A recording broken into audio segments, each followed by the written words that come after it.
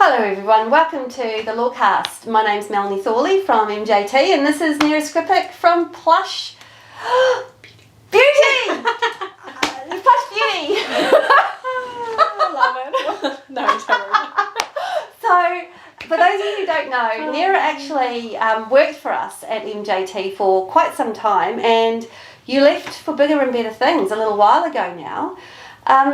If we've got any listeners or watchers out there, we've been working on something called the gig economy and side hustles, and we've been kind of exploring that.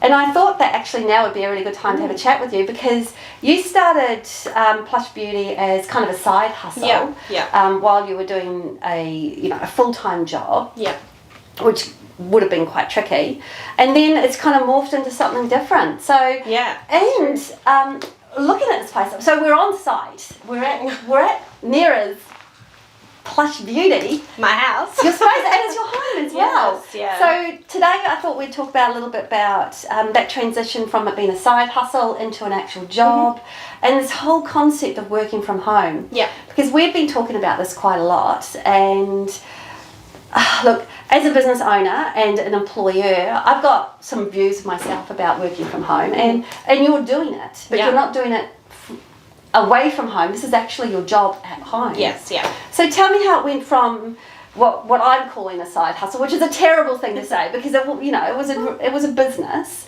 but it was something on the side that you're doing outside of your normal working hours. So tell me how that transitioned. Well, for starters, I never thought it would actually become a full-time gig.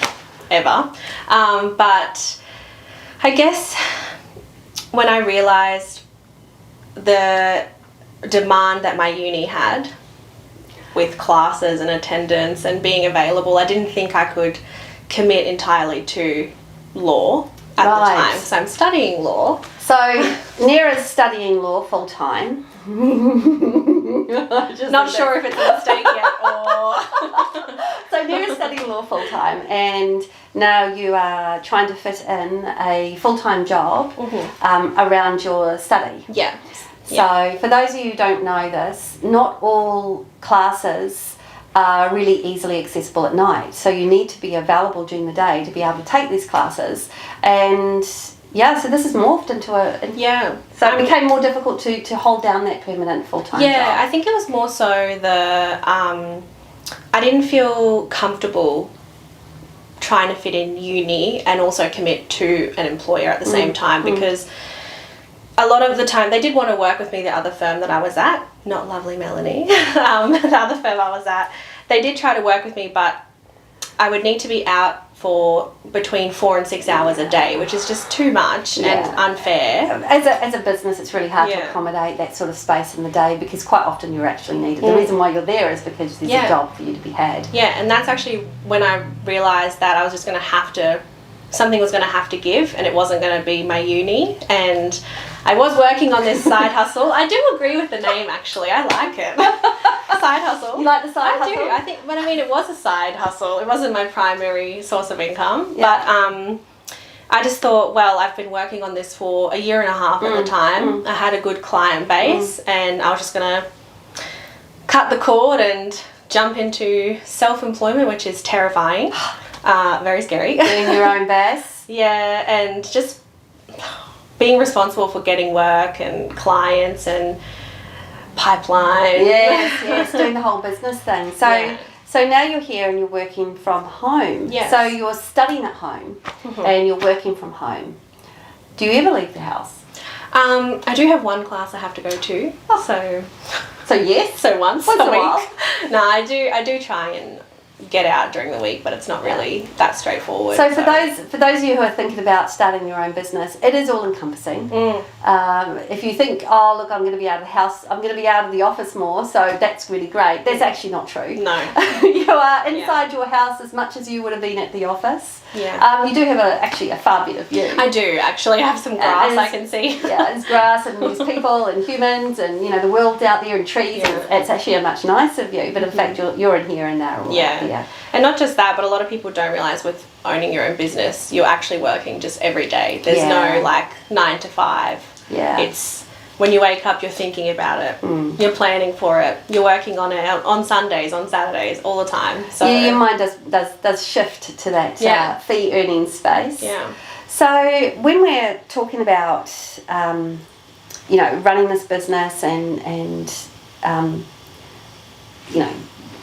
getting it more expansion and so on and so forth, was it always run out of your house, or did you? So how does this work? So you wake up one day and you go, I'm going to do beauty work, lashes and eyebrows. Yep. I think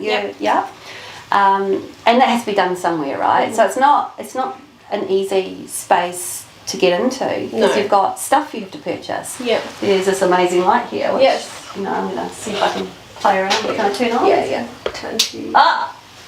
Look at that. Very nice. Okay. Very bright. Very bright. Very nice. And I'm guessing that gets closer to the person as per you need. Yeah, exactly. Yeah. And I'm sitting on a really amazing, what I assume to be some type of fancy bed. It's actually a massage bed. And all I've done to make it plush and comfortable is put a mattress topper on it. Oh, that's brilliant. Yeah. It's a brilliant idea. Well, I have to say, I would definitely feel comfortable being in here. Thank you. I think, based on your client base, Yes. your clients will They think do the same way. really like it. They say it's calming, so I'll take that. So how long has it taken to get from here to there, or there to here today? Definitely a minimum of 18 months. Right. Yeah, and that was long nights. What? Paid advertising from the start. Oh dear. Even though I was kind of putting myself in the red with that. Oh my goodness. Got to work on that. Cash flow. Yeah, I don't think I would have considered myself good at it for 9 months of that process. And Do you mean good at the business side of things or good at the lashes thing? the actual work? Because it's a funny industry. It's not regulated by. There's no real regulations for this part of the beauty industry. But it's kind of, the training's really short and you don't actually have to spend much time on the tools learning. It's like really quick courses, like 2-3 days. So you kind of learn and earn at the same time. You do. So that's really frightening. It is, and you have to, at the start I was charging like $50 a person just so I called it practice at the time as well. So the person was just really paying for the product and I maybe got $10 out of it or something just to continue practicing. And it was like that for the first 6 months, and then I thought I was of a high enough standard to bump up my prices a bit. So I think a lot of the time as well, these places sell this dream that these industries you can just make $1,000 a day like that. Well, they do sell that. I've seen the TV adverts. Yeah, and it's not like that. It takes a long time to get to that. Okay, so we've had this long progression and you're here and you're very comfortable in this space, but is there any thoughts of expansion? Yes, I'm actually planning in January to get a commercial Plushh Beauty. Watch out, everyone. I like it. Yeah, I'm hoping to get like a space with 2 or 3 rooms. Would also like to hire someone. Ooh. So and we'll see. why don't we do an advertisement now? You know, have you seen it? I haven't even planned. Just changing the subject slightly. I was amazed. I was watching TV and there was an advertisement that came on and there was a QR code that came up on the TV, and I'm thinking, that amazes me because what it's telling me is that everybody is on their mobile phones or their tablets while they're watching television to be able to go, oh, I'll take a photo of that, and automatically they're getting more information. So the advertisement's going further than what you would anticipate it to be. It's a really smart way. Back into your mobile devices, and that kind of really interested me. There was and for those of you who do listen to ordinary radio anymore, please continue listening and watching to the LawCast. Quite a few radio stations, their advertisements are actually advertisements for jobs. Oh, okay. Yeah, and I think that's a really interesting way of doing it. You know, they're not going out on to seek. They're going to a local radio station. They're putting an advertisement up there about this is the sort of thing that you want to do. And we've seen them. Bunnings has done it. There's a lot of companies that are finding their new staff through social media.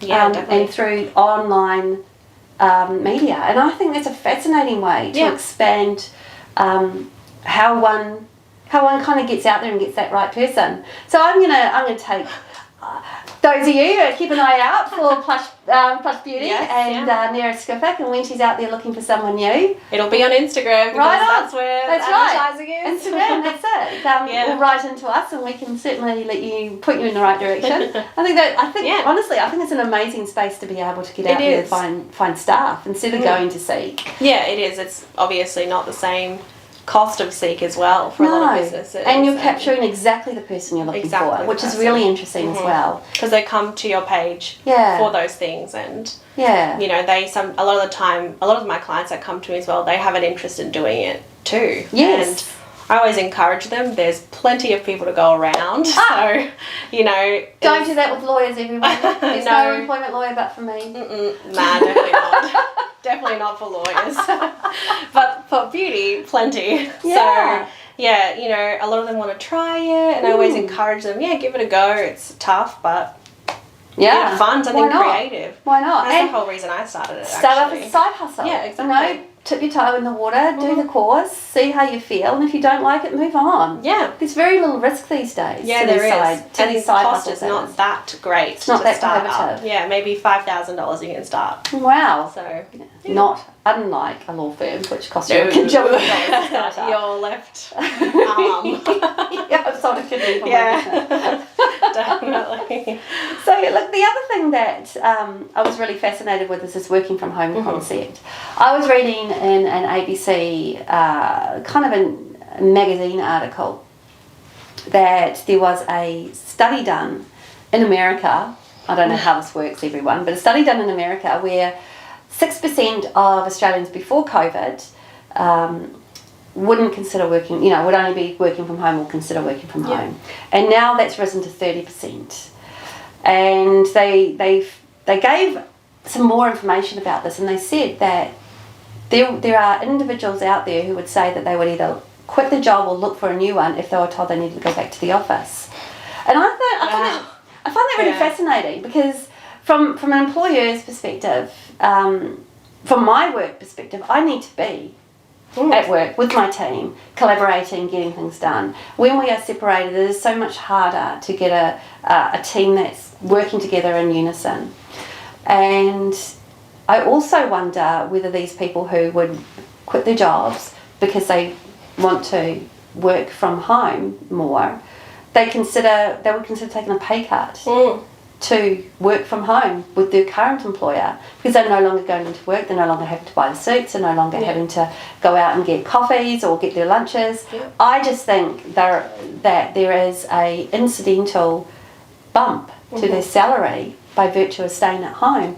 Not to mention there's a tax benefit. If you own your home, you can use that space and actually get a tax benefit from it. But how do you feel? Because you work from home 100%. Yeah. Look.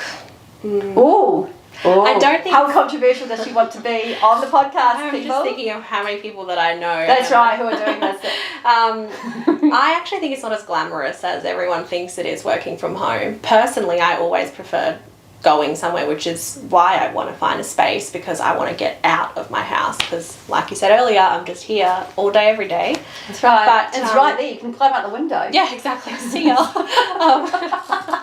No, but I back on what you were saying about the pay cut, I don't disagree with that, because everyone I know that works from home takes a nap during the day, goes to beauty appointments, and I know that there are workplaces that are more flexible with that, because it's like if you finish everything, as long as the tasks are done, so be it. But I'm sure they still wouldn't appreciate beauty appointments and naps during the day, or people take their work and they go and work at the beach or something. And I just feel like I don't know about that. I don't know if I agree. Too much of a melding. In this article, it did say that one of these ladies who was in the article, they had several people, and one of them was a female, sort of middle-aged type woman, and she said, oh my God, it's so much better. I can look after my kids and get my washing done. And I'm like, oh, hang on here. But you're working. But aren't you meant to be working? And I just wonder how much focus. And she also said in this article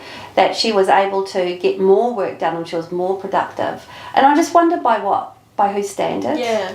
actually by the employer standard or by her. And if she is more productive working at home, doing the work she's doing for less time she's doing it, how much more productivity can that employer get out of that employee if they work a full day? Yeah. As opposed to doing the washing, looking after the kids, having a nap. And that's what people do. But and the what about the isolation? Because you're here all the time on your own. It's very isolating, and I didn't truly understand it because my partner has worked from home basically his entire adult life, and I never understood when I would come home from the office and I would just want to stay at home, lounge on the couch, and he's like, let's get out of the house. And I wanted to stay home. He needed to get out for his mental health, and it was polar opposites. So I never really understood that until I worked at home, and now sometimes we'll go for a stroll at Kangaroo Point at 10 p.m. just to leave our house. Yeah, and look at a different view. Yeah. Yeah, look, that makes a lot of sense. I also wonder that when we're at work all day, and when we're at work all day and we're doing something, we're often jibber jab. You know, we're jibber jabbing to our clients, we're jibber jabbing to people on the phone, we're jibber jabbing. You know, we're just jibber jabbing all day. And when you work alone at home, there is no jibber jab. Yeah. And I am lucky because I jibber jab to everyone. And I wonder if you're out there doing, and yes, it helps for you, but your partner, he doesn't jibber jab all day. So maybe he wants to talk to you when you just want to rest. Yeah. And there's this kind of disjunct, isn't there, between what the needs are. So there's I think there is gonna be slightly more conflict.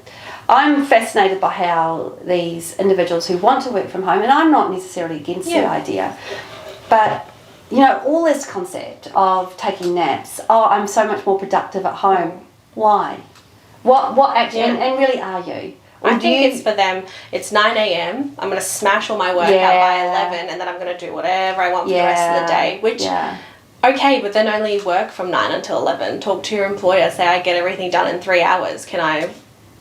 I'm sorry, but it's not fair. Like, people my generation... I'm going to be a part-timer now. Yeah, people my generation will probably call me boring. I'll do that side hustle now, thank you. But, yeah, and it's just... I don't think that it's fair for someone to be paying you for a certain hours and you're not working when you're those not focusing hours. on that you're not. I don't know, yes, you're taking your list and checking off all the boxes, but... I think that's very different to actually working. Presenteeism. Yeah. It's a real problem. And the statistic you were saying before of how many people would leave their job. Yeah. Everyone I know that works from home has said they would do that. And they said that what's the if I alternative? had to... Well, I don't know because... I mean, I don't know. I wonder if it's because it's an employee's market at the moment, apparently. So I've even had recruiters approach me and say, what do you want? The firm will give you whatever you want. Work from home every single day. They don't care. Wow. And it's just, I wonder if everyone's become a little bit entitled to the work from home thing post-COVID. Well, I'm sure there'll be a massive shift as well eventually back to the workplace, because actually at the end of the day you need to be able to work with the team that you're with. And if you're not there and you're not experiencing it, you can't do that. And everyone will become isolated and it becomes a bigger emotional problem perhaps. I found it really frustrating personally, working from home or having my colleagues work from home when I was in a bigger office, because half the time I couldn't get a hold of anyone. If I was working from home, I couldn't get a hold of anyone else, and vice versa. So if I was in the office and they were at home, and I think it's because... Is it because they were taking naps? They're doing other things. Taking naps and going to the beach and, you know, taking their dog out on adventures. But... And then, sorry, I didn't hear the phone. Oh, whoops, I didn't hear my computer. Yeah. We all know what's going on. I know. It's the conversation with the video off. Yeah. Oh, my camera's not working. Yeah, it's not working today. Oh, no, there's no noise. You can't hear anything. Don't worry. I just think I actually really always enjoyed going into the office. I never disliked it, but having a good office helps with that. Obviously, if you work in a bit more toxic environments, it might be harder, but that's a whole different It's a whole story. kettle of fish. That's a whole different podcast, everyone. That's a whole different thing. I'm sure you've already touched on that. Well, we talk about all sorts of things. So what the moral of the story is, for you in particular, the side hustle turned into a job, which gave you the flexibility to be able to continue your university course. And so I guess there is a question out there that what happens when you finish uni? Yeah. You know, that's a tough one. Yeah, you're talking about, you know, you have this beautiful name. You've got, you know, Plushh Beauty. You're looking at expanding. You're looking at moving into premises. And you're also you're looking at finishing a degree shortly. Yeah. There's some big choices to be made. Very big. I think I've kind of thought about it and I don't necessarily know if I'd go straight back into law, purely just because there is bonuses of having your own business. Yes. Obviously, I can take holidays when I want. Except you can't because you won't get paid. True. Not only do you spend money on a holiday, but you don't get paid. Yeah, don't forget that. You do not get any money when you're not working. You're not working, $0. No sick leave. Unless you get to that stage where you're paying yourself like that, that's fine. But the reality of it is... So perhaps the moral of the story for you is to look at a business model that enables you to get a bit of a wiggle on and get those employees, so they can be providing that service. Yeah. So you have so it becomes your side hustle again. That's it. I was thinking I would love to have something running in the background. Only thing is I don't know how that works in reality. How does that work in reality, people? Is anybody out there doing it? I'd be fascinated to find out, any of our LawCast watchers and listeners have had a side hustle, turned it into their business, left it to do something else, but have turned it back into a side hustle again, and how they've made that work. Or even having, I don't want to say basically no involvement, but no hands-on. Like for example, going back to working in a law firm, anyone that's a lawyer would understand that responsibility, and trying to then manage a business in the background, I don't know how that would work in reality. Would I have a manager that I trust enough to run the days? Oh, trust. People. Another one. I don't know. It's a really complicated I think you'll find that restaurateurs out there and anybody who owns a bar says essentially, and please don't take offence if you are in this situation, that your staff will all steal from you. Yeah. Because it's basically a thing that happens. And I've had phone calls from restaurateurs who say, well, of course I've got staff that are stealing, but this one steals more than the rest. And that's what they're putting their foot down on. So I guess what you've got to... battles, right? Yeah, you certainly pick your battles. And if it's an industry that does that, then you need to kind of manage that a bit better. Yeah. But I guess what you've got to do is find some people that work with you, that you trust, who can run it when you're not there. Yeah, and then also, am I doing enough? Am I giving enough to my employer as a lawyer, having this business in the back of my mind constantly? How it's going? Is everyone doing their job? Has everyone turned up on time? You know, reputation. Am I doing justice to my future employer by even having that? So who knows? It's too much to think about right now. Too much to think about. Future Nera problem. Future Nera. Well, look, at the moment, present Nera is doing perfectly well. You've got a thriving business. It started as a side hustle. You've got a beautiful space here, and you've actually got some excellent windows. Not that anyone can see them, but they're the long ones. I do like this light, and this whole bed setup is very comfortable. And you've got clients, and they're coming over and over and over again. So you're running a successful business that used to be a side hustle. Yeah, which I'm amazed. I never expected it to get here. That's brilliant. I mean, I worked hard, so of course, hard work. For those of you who don't understand small business, it's not luck; it's hard work. Yes. There's no luck about it. There's no luck in this. Yeah. I mean, we feel lucky, but in fact, it's all our hard work. Luck and sleepless nights. Yes, indeed. And, you know, the future come what may. Yeah. Nice. Yeah. Very interested to see what happens with all the work from home, though. Yes. Yes. We're going to keep an eye on that, because we've got a global wave that's coming. I won't say the words, but certainly there's a wave I believe is coming. And these people who all of a sudden feel they've got lots of choices may find they don't have the same choices in 6 months' time. As reality will hit. Perhaps. I think. Perhaps. But thank you very much No for having worries. us Thanks here for having at me. the LawCast at your beautiful place. Thank you. And I'm going to go outside now and pat the very, very large Rottweiler, who's a giant buffet. He is, yes. All my clients know that. He's a giant buffet, but he's very, very cute. Yeah. And thank you everyone for watching and listening to the LawCast this week. And thank you very much, Nera, for having us. Thank you. Thanks for having me, everyone. No problem. See you later, everyone.